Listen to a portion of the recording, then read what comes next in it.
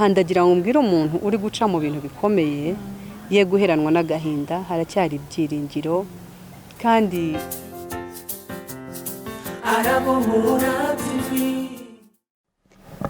twongeye kubasuhuza bakunzi barabohora TV.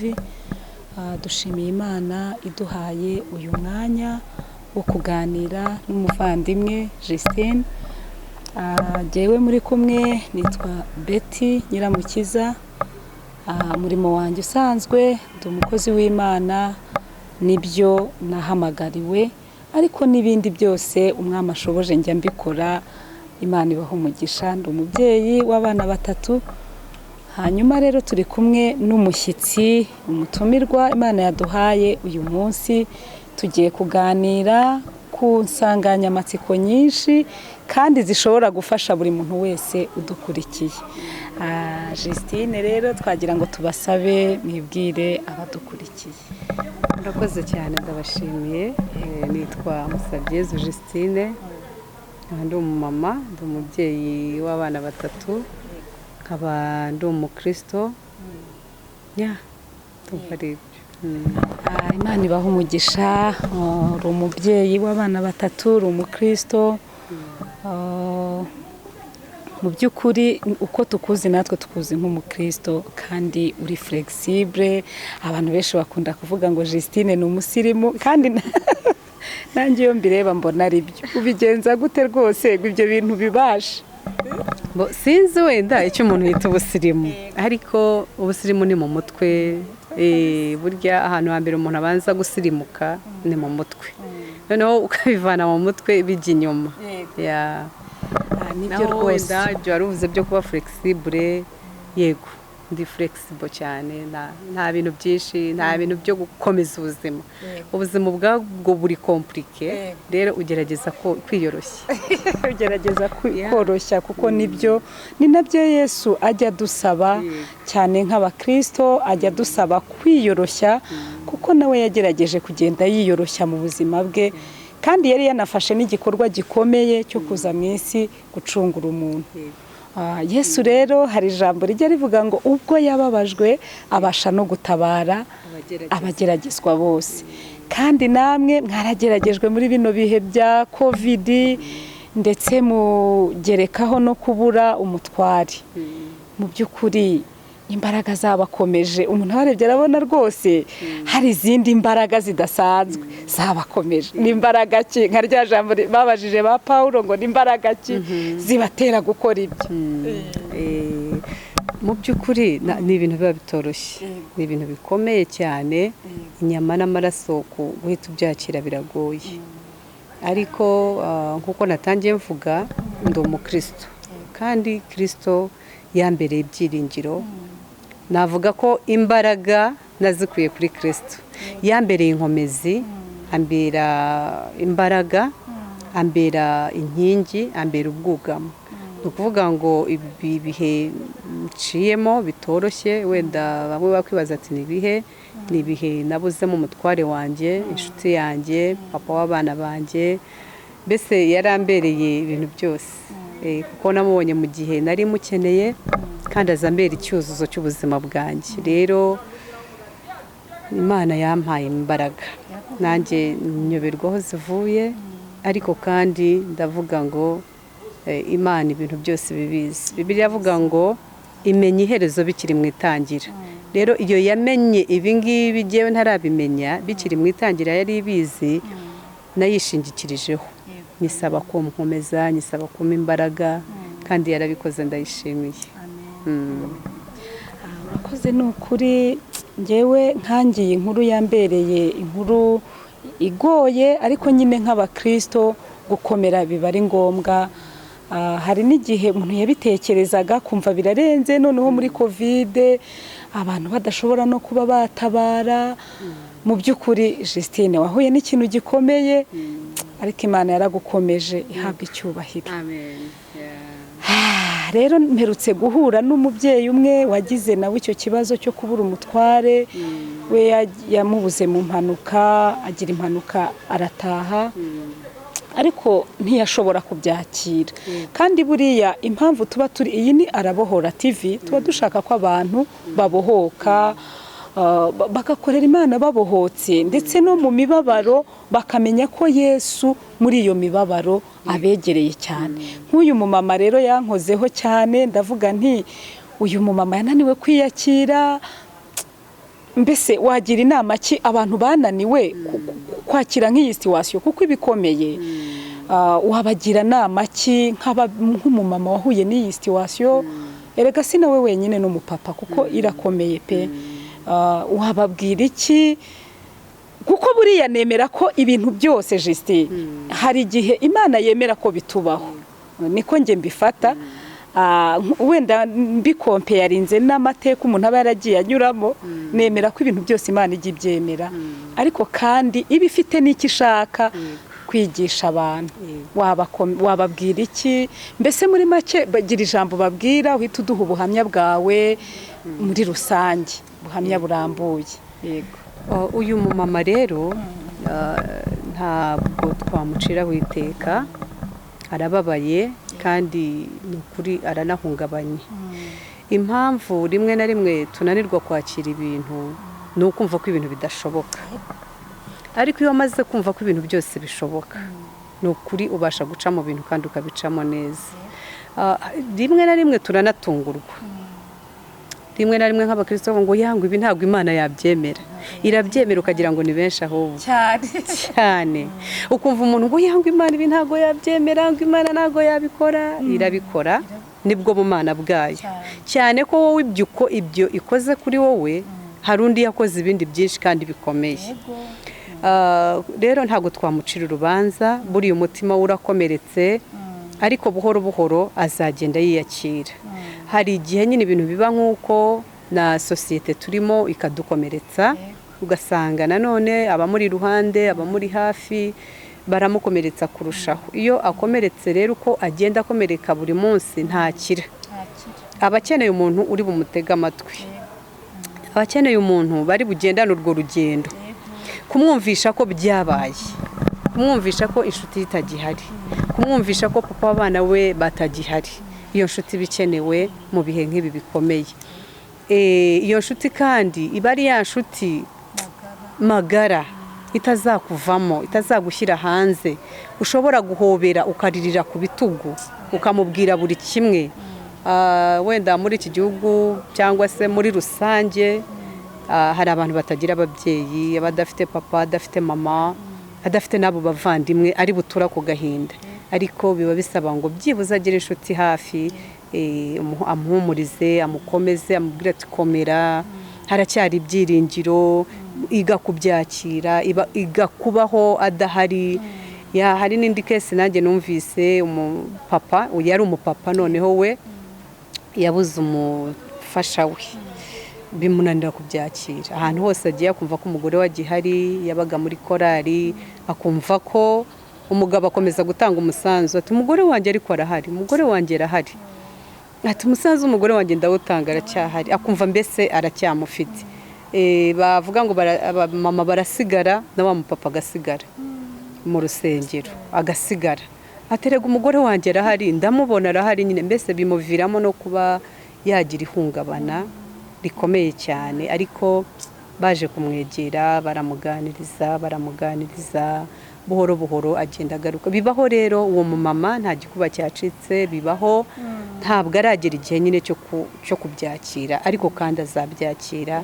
Ikindi hamwe no kwemerera Imana, kuyemerera ukayibwira uti Imana warambabaje, narababaye, wantwaye umukunzi, wantwaye ikintu nakundaga mu buzima, umutima wanjye urababaye.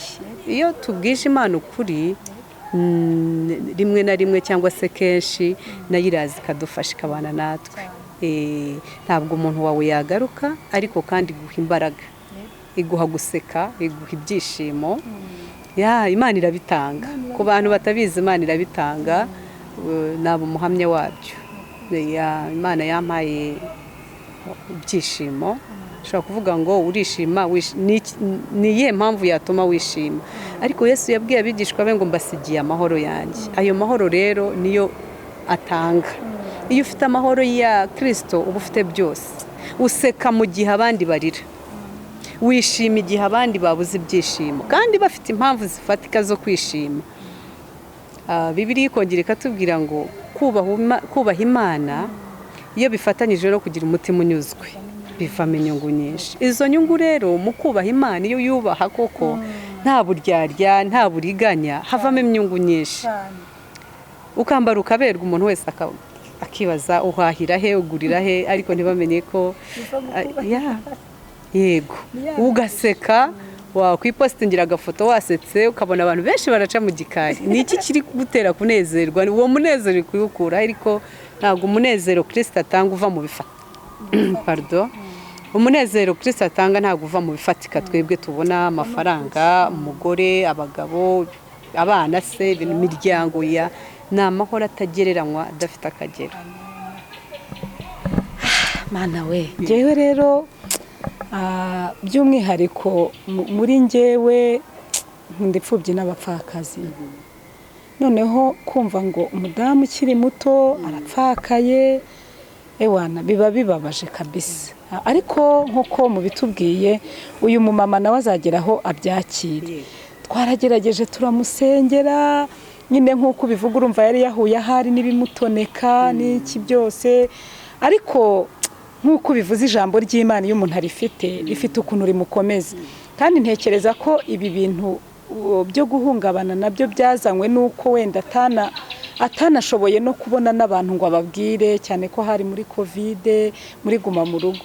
Kandi nawe byabaye ari muri Covid ahari. Yego. Nibyo? Yego. Byabaye muri Covid, ariko nibyo nkubwira, Imana nanjye yarantangaje. Abantu barabonetse ku buryo burenze ubukenewe. Nabonye abantu barantabaye, nkajya nibaza se turi muri corona, noneho hari corona hari naguma mu rugo. Twari muri guma mu rugo yujuje ibyangombwa, nta muntu usohoka, nta muntu ujya hanze, ariko abantu basabye impushya, abantu bararwana baragerageza, mbona abantu bangeraho buri munsi bagasimburana, ikipe yaraye, ikipe yiriwe, ikipe yaraye, ikipe yiriwe, kugeza yego. Mana Nyagasani, abadukurikiye muri hangana mu mbabarire, buri wese agira uko yakira ikintu ahari, yenda nanjye nibwo buryo bwanjye bwo kubyakira. Ariko nubwo bimeze gutyo, Kristo abasha gutabara abageragezwa bose, kuko niwe banze ryo kwizera. Mu by'ukuri numva nifuza kuduha ubuhamya. Ubundi mushakana byagenze gute? Mbese mvuge ngo duhe nk'ubuhamya mu rushako rwawe, mbese Justine, abantu bamenye imbaraga z'Imana uburyo zikora. Hari nk'abantu baba ari imfubyi bihebye pe, nk'uko bivuga umuntu yaseka atari ko wowe niki cyakunejeje, ariko ni ya mahoro Yesu atanga nk'uko bivuga. Ariko duha ubuhamya pe, duha ubuhamya, uhere hasi uduha ubuhamya. Yego. N'ukuntu wagiye mu murimo w'Imana ukaririmba muri korari nkunda cyane. Sorry, duha ubuhamya. Iyo korari ni korari amahoro. Yego, jewe rero navutse mu bana 7, ndi umwana wa 7. Ndi umwana wa 7. Mvukira i Bugande. Ndi bucura. Yego, mvukira i Bugande. Hanyuma muri 1994, nyuma ya Jenoside yakorewe Abatutsi, tuza mu Rwanda. Ariko papa yapfuye 1993, mama apfa 1997. Nza kuba nyine kwa oncle hano mu Rwanda, nabo bari baje bavuye i Burundi. Ndahaba niga primaire. Naje mu Rwanda ntazi Ikinyarwanda, cyari kiri gikeya cyane, cyari cyo gupfundikanya Ikinyarwanda. Numva ko nkizi, ariko ngeze mu Rwanda sanga ntacyo nzi. No, ubwo rero niga primaire, ntangira primaire mu wa 3, ko naje ndi mu wa 5 primaire njya mu wa 6. Ariko ngeze aha kubera nta Kinyarwanda narinzi, nta rundi ruri muretse Icyongereza nicyo narinzi icyo gihe. Ikinyarwanda nari nkizi, ariko kimwe nyine cyo gupfundikanya kituzuye wenda bagaseka. Hanyuma bansubiza mu wa 3. bansubiza mu wa gatatu primaire ndiga, urumva twigaga no mu kinyarwanda ndiga, birangora ariko kandi ndabyiga ndabifata. Abantu bazi imibare hari ibyo bitaga ngo ibiyega, niba ari ibiyega niba ari ibiki, harimo n'amahurizo menshi cyane, byari bikomeye, ariko nyine ngenda niyadapta. Primaire ndayisoza njya segonderi niga electronique, nize electronique muri segonderi nayo ndayirangiza. Ariko ubwo warumbajije uti wenda no gukorera Imana byaje gute? Yego, ndagarukaho gatoya. Mu rugo bari abakatolike, ariko abana bakuze buri umwe yihitiramo idini rye. Mukuru wanjye nari mfite mukuru wanjye we yari umurokore, nkajya mukurikira tukajya mu by'abarokore, nkabona sinzi ibyo ari byo ndi umwana. Ariko tugeze mu Rwanda icyo gihe muri 97 nza kujya mu barokore, noneho nkabona ni byiza, turasenga ndakizwa.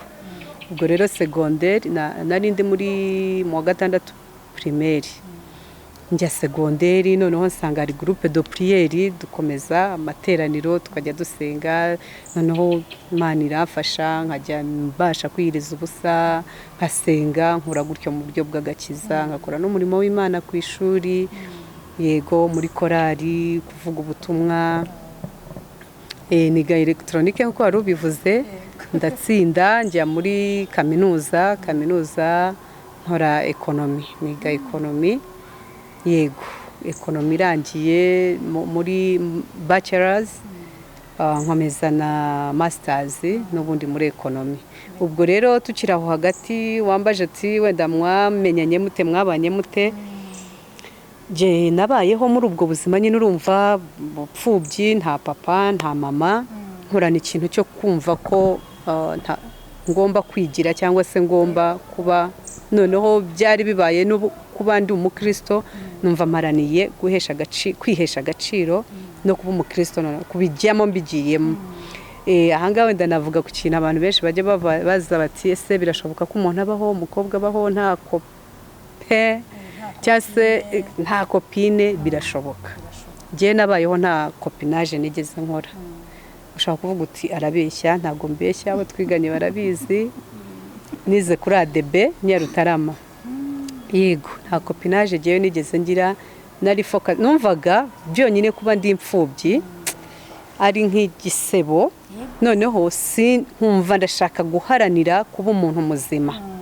Mbese numvaga nta muntu wancishamo ijisho, numvaga nta kwiyandarika, numvaga nta muntu washukisha ikintu icyo ari cyo cyose, numvaga ubuzima mbayemo bunyuze.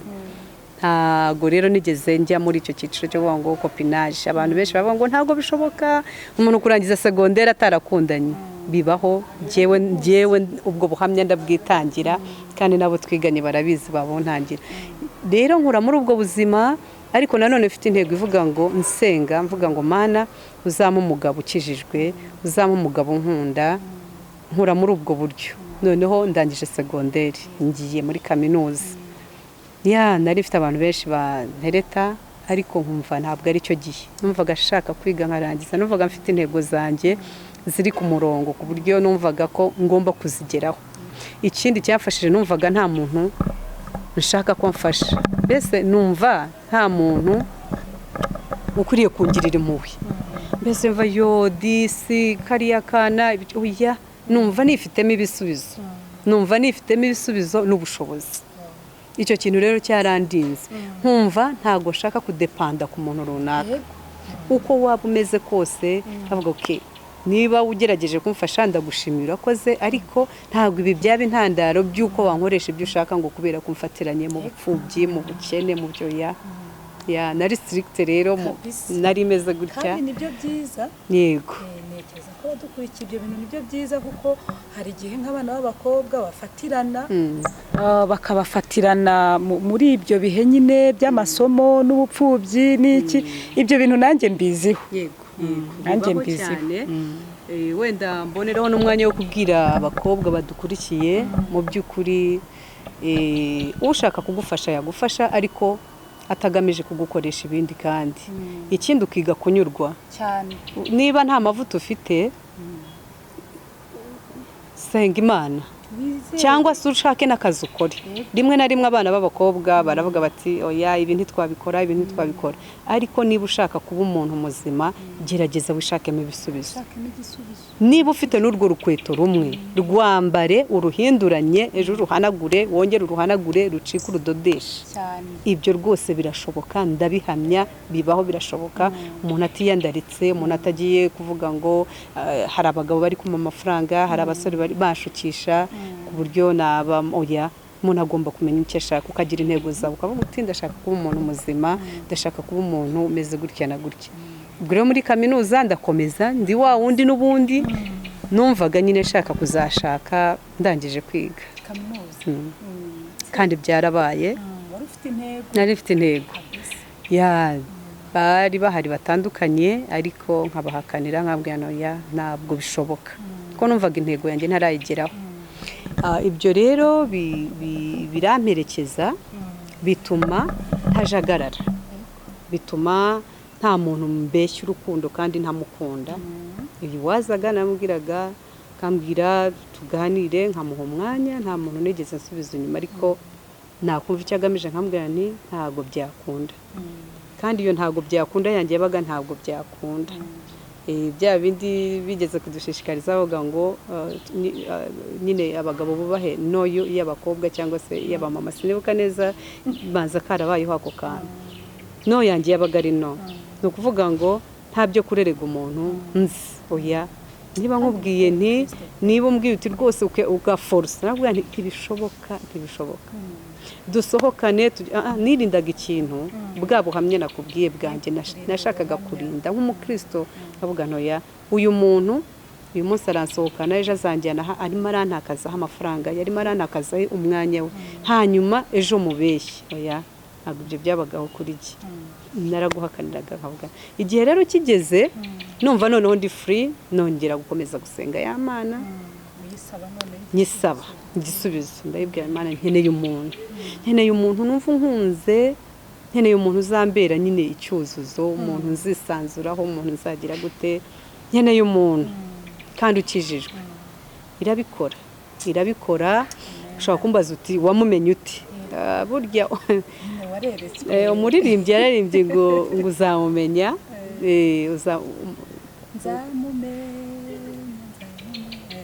ni ukuvuga ngo muri abo benshi, ariko we numvise nanjye mwiyumvisemo, numva ibyo ari byo byose numva birahuye, numva biri guhura. Nta nubwo gusa nyine nanjye nari nabanje gukora recherche zanjye kuri we ABCD, mbanza kumenya amakuru yanjye. Namaze umwaka wose ndi kumwiga, ndi kumumenya. Narakuyeho telefone yarambuze, nahinduye nimero, arambura, ariko nari ndi muri research zanjye nanjye ngenda mbaza menye inshuti ze, ni muntu ki, ese ibintu byinshi cyane, byinshi ku buryo umwaka urangiye maze gukora research zanjye nongera nsubizaho telefone. Rimwe rero nza kwibagirwa ko nari namuhaye na email yanjye, sanga yaranyandikiye, noneho mpitamo ha nimero yanjye, noneho turakomeza gutyo. Ya 2010 rero nibwo twakoze ubukwe. Ya 2010 yego nibwo twakoze ubukwe, yego mu kwa gatandatu. Ubuhamya kandi bwiza, ufite ubuhamya bwiza, kuko ubundi abantu nk'abo genda n'abakunda, kuko nanjye nakuze nk'umvuga umuvugabutumwa, nanjye izo ndangagaciro numva arizo ngenderaho.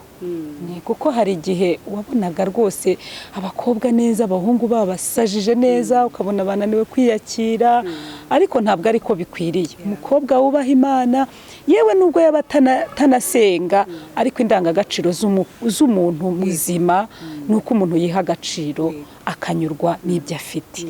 Ni ukuri ubuhamya bwe bunkoze ku mutima. Ariko se ubwo mwamenyaniye muri kaminuza ni Butare mbese? Yagiye nize muri Yerika, yego, hano i Kigali. Ibyo ari byo byose ubwo niho mwamenyaniye? Ntabwo ariho twamenyaniye, twamenyaniye twahuriye mu birori, nari nabaye fille d'honneur, nawe yabutashye. Ubwo rero abyumva ubukwe burangiranye nyaka nimero nimero fille d'honneur na garçon d'honneur mbese nuko oya we ntabwo yari yabaye garçon d'honneur yari yabutashye gusa yari yabutashye gusa barikanuye mu bukwe barebana naho twamenyaniye rero tuza kumenyana muri ubwo buryo nyuma rero nza kwikorera research yanjye nyine nkuko nakubwiye hashira umwaka yarambuze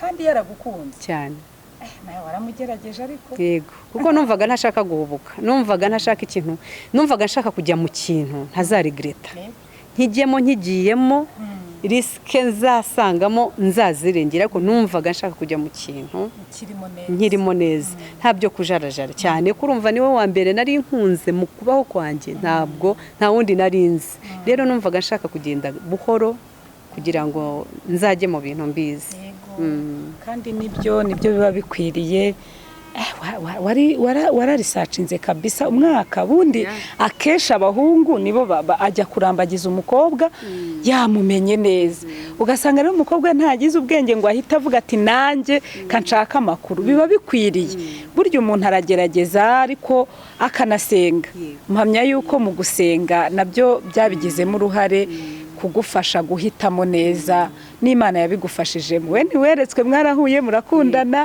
kandi nibyo ko urukundo ruva ku Mana hari abo tujya twumva ngo bashakanye beretswe ariko mu by'ukuri burya nanone weretswe n'umuntu utamukunze ntago bivamo rwose niyo wamwerekwa icyo mpamye neza ko niyo wamwerekwa uwo muntu niba ari w'Imana yaguteguriye Imana izamushyiramo urukundo byanga bikunda mukundane atari ukuvuga ngo ufatiranye umuntu ngo Imana yakunyeretse muragiye murabanye umwe atagukunda n'udatagukunda ntaho byaba bitandukanye no gufatwa ku ngufu rero biba bisaba urukundo urwumve umwiyumvemo akwiyumvemo yego Justine Imana iguha umugisha pe ubuhamya bwawe buranyubaka cyane kandi n'abandi benshi badukurikiye ndahamya ko buzabubaka kuko ubu buhamya impamvu tuba tubaza nk'ibi kuba dukurikiye tuba tugira ngo abantu bakomere buri situation yose umuntu anyuzemo abashe gukomera yiringira Imana tuba tugambiriye ko abantu babohokera mu Mana abantu bakanezerwa bagakiriramo n'ibikomere kuko nk'ubu muntu ukwitegereje akumva ubuhamya akumva ukuntu wakundanye n'umugabo mukunze kabisa nawe agukunze ari kapo nziza ariko igihe kikagera akagenda buriya biba bikwiriye gutuma n'abantu biga bakamenya ko ubu buzima turimo burahinduka ariko niba buhindutse basi nibura umuntu agira Imana sigarana Imana ivura ibikomere isana imitima Mana yanjye reka hari ijambo riri muri Matayo ibice 24 rikunda kuvuga ngo mu minsi y'imperuka ibihe bizaba bikomeye ngo abantu benshi bazagwa bave mu byizerwa ubu hari n'abavuga ati urase azabigumamo ariko reka nkubwire Justine nkurikije Imana yaguhamagaye mbona uzabigumamo none uretse n'ibyo reka tubwire n'abandi babivuyemo kubera wenda iyo situation y'ubuzima baciyemo umuntu akabura umutware mu by'ukuri biba bikomeye ariko ikintu nabagira inama nuko bakwikomeza ku Mana ntekereza ko ikintu cyatumye ukomera nuko wamenye Imana nuko wiringiye Imana iguha umugisha tugana ku musozo nuko rero murabanye murabyara nuko hano nanone wenda reka ngira ikindi navuga mu by'ukuri abantu bose buri muntu wese aba afite inzira agomba gucamo yego inzira yanjye siyo yawe iyawe siyo yundi ubupfubyi nabwo buraryana urumva nabaye imfubyi ku myaka 12 nabyo ntabwo biba ari ibintu ntabwo biba ari ibintu biba byoroshye ukeneye rwa rukundo rwa papa ukeneye urukundo rwa mama ukeneye guteteshwa gukundwa ibintu nk'ibyo cyane ko wenda nkanjye navutse nkurikira abahungu 5 kandi noneho uwo nkurikira ndusha imyaka 5 naje nkenewe narakundwaga cyane ubwo nari wa kabiri wa mbere yari umukobwa hakurikiraho abahungu 5 nari nkenewe barabisengeye kuko n'izina ryanjye ni Musabye Yezu yego barabisengeye nari inkunzwe rero nari nari ahantu heza nyine mu biganza byiza, papa nkunda, mama nkunda, basaza banjye nibo bajya bambwira ati uzi inkoni twagukubitiwe wowe, umuntu wese wakuvugagaho papa yarakubitaga. Hari umusaza wanjye nawe yarapfuye, barambwiye bati uriya papa yaragiye no kumwica kubera wowe, ngo genda navukiye mu cyaro mu nka, noneho niba ndimo nkamisha akanyana kakancika kakamukandagira, sinibuka ngo ukuntu byagenze, ashaka kunkubita papa. Rero ntunkorere ku mukobwa cyane rwose, aranamwirukana ati byagenze bite. Rero urumva mu by'ukuri kuba narindi muri ibyo biganza, papa gapfa, mama gapfa, urumva nyine ni struggle umuntu aba atangiye guca mu bintu bikomeye cyane. Noneho n'igihe wumva wari ugeze cyo guseka, n'uwo Imana yaguhaye nawe akaba guciye mu myanya y'intoki. Ariko wenda tutarageraho, hari n'umwana napfushije, umwana wa kabiri. Umwana wa kabiri yavukanye uburwayi, avukana uburwayi ubwo bita hydrocephalus. Muganga yabibonye ku mezi 7 ari mu nda, aravuka, ndamurwaza Iruri, mu bitaro by'Iruri niho namurwarije, niho hari umuganga ngo ubishinzwe mu specialiste, ariko biranga nyine arapfa ku myaka 2. Urumva nacyo cyari ikindi gikomeye, namwirwarije, bamubaga. Aha ndagira ngo mbwire umuntu uri guca mu bintu bikomeye, ye guheranwa n'agahinda, haracyari ibyiringiro, kandi iyo Imana yabanye nawe kera iracyahari. Ntabwo Imana dupfana nayo ibifatika, ibi by'isi bizarangira. Kandi ikindi tugomba kwibuka, muri buri situation urimo hari undi uri inyuma yawe, hari undi uri hasi yawe, hari undi ubabaye kukurusha. Rero niyo mpamvu yewe ndushaho kugira ibyiringiro, ahubwo ni Imana ukumeze. Hari undi ubabaye, ugowe, uri muri situation ikomeye irenze yanjye, ndagushimiye imbaraga zo kugira ngo nkomeze. Yawe mwana nawe abarapfuye, yari umwana wa kabiri, yari umuhungu, wa mbere n'umukobwa, uwo yari umuhungu. Nabwo numva nyine birankomerekeje, ariko ijwi ry'Imana ryongorera rikambwira ati ndi kumwe nawe. Ya nyuma nza kubyara abandi, noneho nyine finali wa mugabo wamenyaga, ndagira ngo mbabwire ngo Imana yari yarampaye icyuzuzo. Inshuti zanjye za bugufi nizo zatanga ubuhamya, nizo zizi urukundo yankunze, nizo zizi uburyo yanyitagaho, kuva ku rwara rw'ikirenge kugera ku musatsi. Nta kintu na kimwe nari nzi gukora cyo kuvuga ngo ndagura iki ndagira, byose yari yavuye ku Mana, yari yanshubije Imana rwose. Byose inshuti zanjye zirabizi, nabankurikira bababaza, wenda ashaka kuvuga ati urivuga ibyiza, ariko inshuti zanjye zirabizi, zanangira ubuhamya. Rero uwo muntu kumukurwaho numvise ari ikintu kitoroshye, numvise ntari kubyumva, ariko kandi ijambo ry'Imana numva rirankomeza. Ugomba guhaguruka, ugomba kurwanirira urugo rwawe, ugomba kurwanirira abana bawe, nawe ubwawe.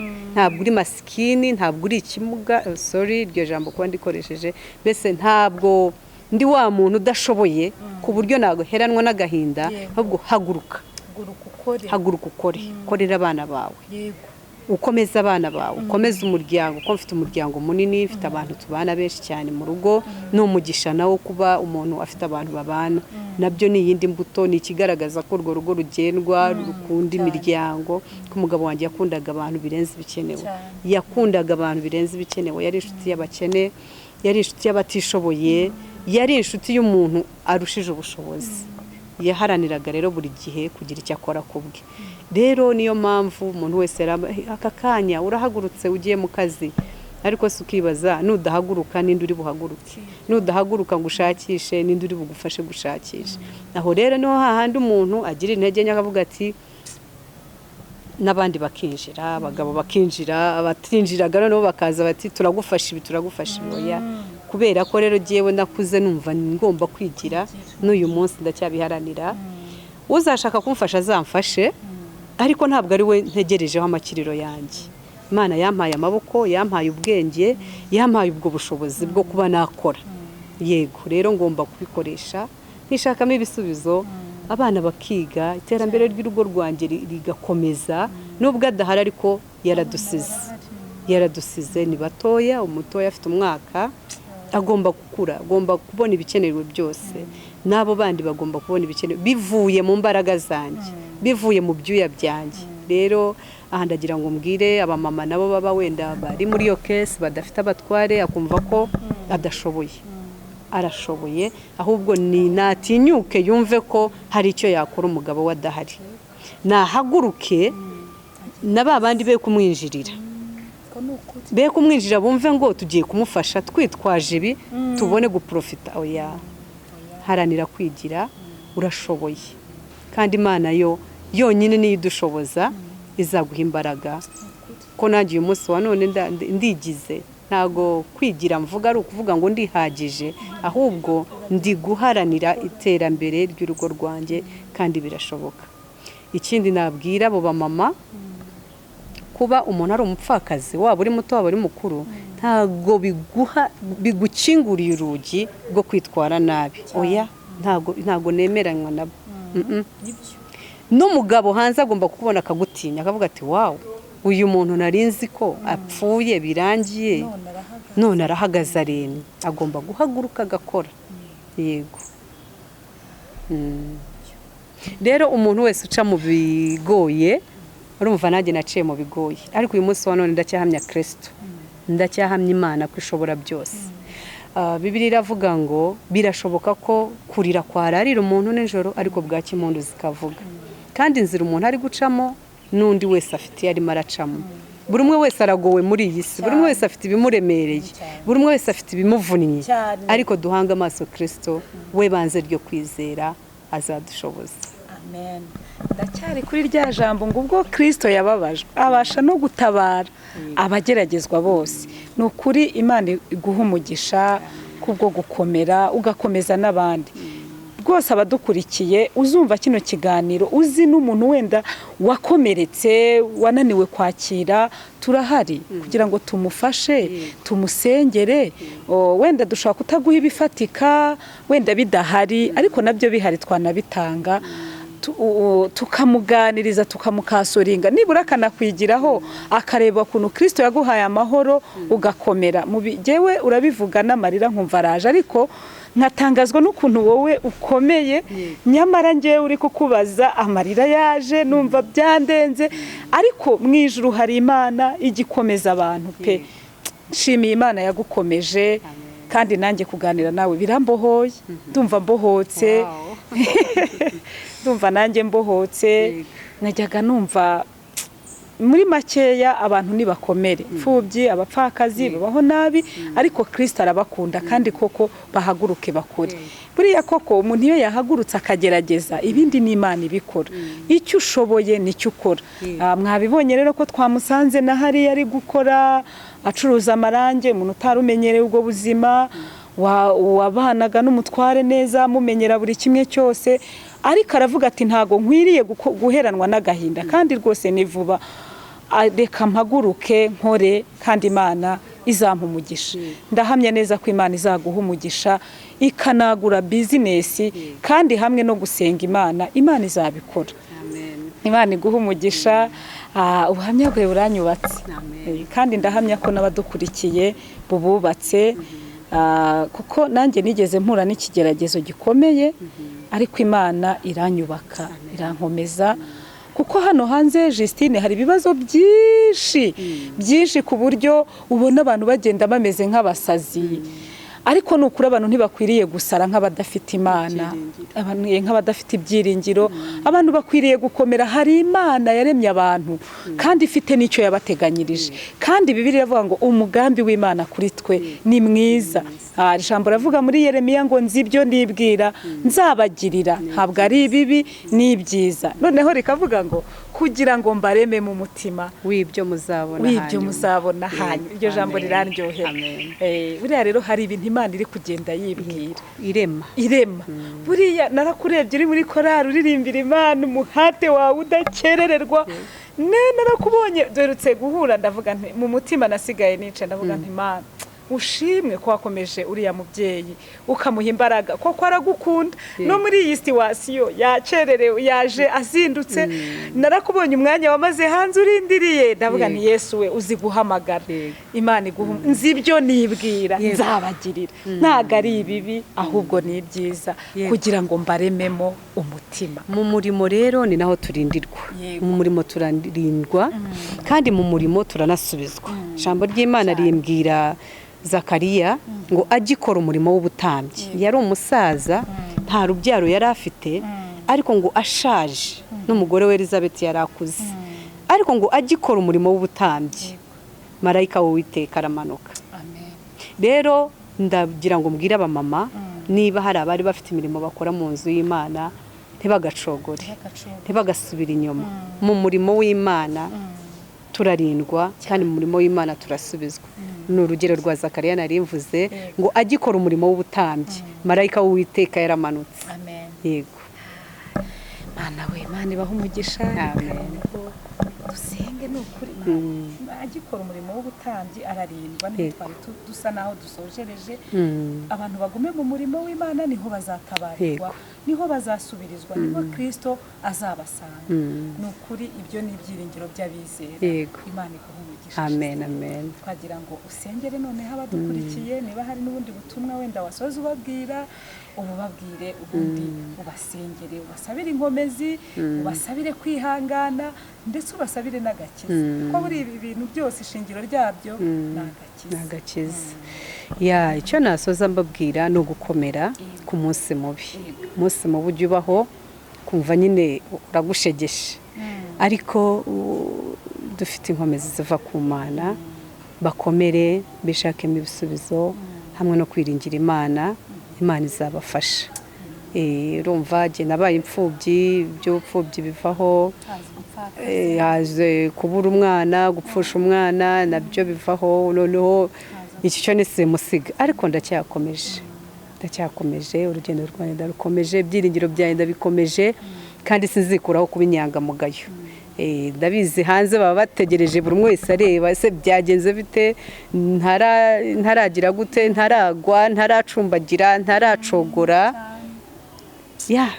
abo bose baba bategereje ko ucogora ariko kandi ku rwanjye ruhande numva ntazacogora numva nzakomeza kandi ndakomeje ntabwo nzasubira inyuma ababitegereje ntabwo bazabibona kuko ndumva Kristo azankomeza umucunguzi wanjye ari azahagarara mu isi ni ukuri kandi nanjye ntegereje Dawudi yaravuze ngo ntegereje kuzareba mu isi y'ababaho kugira neza k'Uwiteka Imana nanjye numva ntazi icyo nzaba cyo numva afite amatsiko yanjye ubwanjye nifitiye amatsiko ko numva hari ikintu Imana izakora simbizi sinzi igihe ariko numva ibyo byiringiro numva mbifite yego rero ndagira ngo mbabwire ngo be gucogora be gucika intege birinde bakora ibyo bagomba gukora babe maso kuko uburiganya bwa Satani ni bwinshi aza yiyoberanyije akaza aciye mu muntu ashaka kugufasha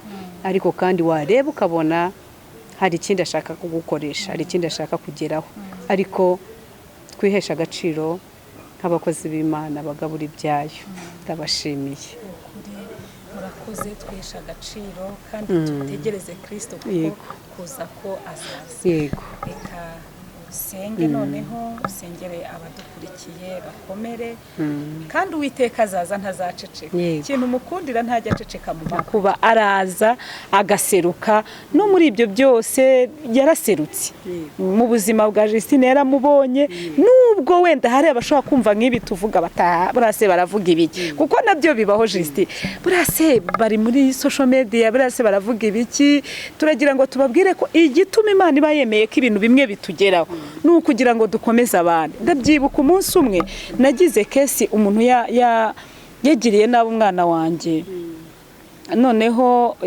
yari yamwonkeje afite sida noneho mara igihe rwose ndwana no gusenga mvuga ni Mana nkomeza, kiba ari ikintu gikomeye. Gusa umwana yaje gukira ariko muri icyo gihe kugira ngo nanjye mbohoke nuko nashoboraga gutanga ubuhamya nkavuga ukuntu byangendekeye, uko ndimo mbivuga nkarira nkagira gute ngenda mbohoka.